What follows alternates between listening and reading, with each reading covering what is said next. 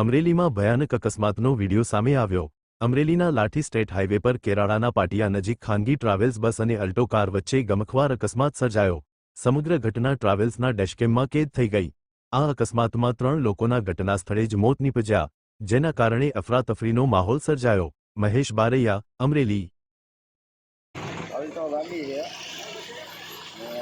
જીતુભાઈ ધનાભાઈ પાટડિયા, ગામ સમઢિયા। અહીંયા આપણે કેરાળા પાસે ચોડા ગામ આવ્યું ત્યાં બસ આજે એક્સિડન્ટ થયેલું છે।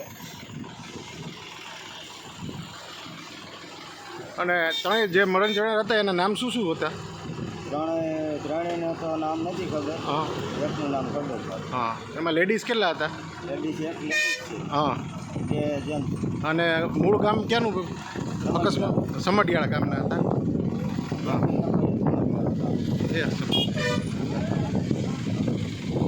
ત્રણેય ડેથ થઈ ગયા છે। હા।